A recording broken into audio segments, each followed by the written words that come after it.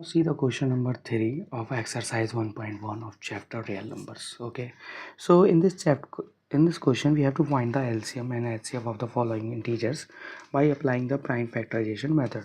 Okay, so आपने first लिया prime factorization of 12 क्या होगा, आपने कहा 2 into 2 into 3 है ना, 2 2 जा 4 3 जा 12 and what about 15, आपने कहा 3 into 5.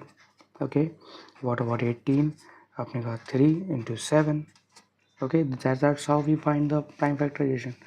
अब आपने क्या किया, आपने कहा एचसीएफ में क्या करते हैं, सिर्फ कॉमन. तो देखिए कॉमन क्या है, सिर्फ 3 है तीनों में कॉमन, जो तीनों में कॉमन हो.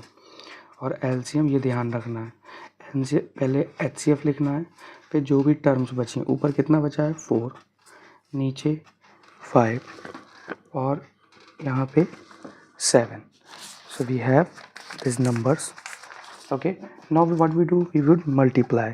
How we do, 3 and 4 12 and 7 and 5 35.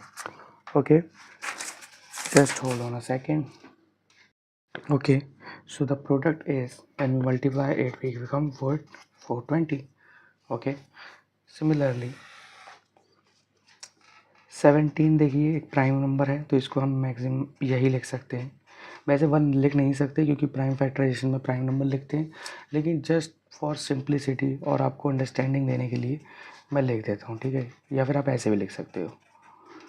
So when we have nothing common we say HCF is 1, because 1 एक फैक्टर है जो सबका फैक्टर होता है. ठीक है, 1 एक नंबर है जो सबका फैक्टर होता है. तो अगर मैं इसको चाहता तो ऐसे लिखता और फिर कह देता कि 1 इज़ कॉमन फैक्टर, लेकिन फंडामेंटल थ्योरम ऑफ अर्थमेटिक के अकॉर्डिंग हम ऐसे लिख नहीं सकते. ओके, नाउ एलसीएम इज, आपने कहा 1 into 17 into 23 into 29.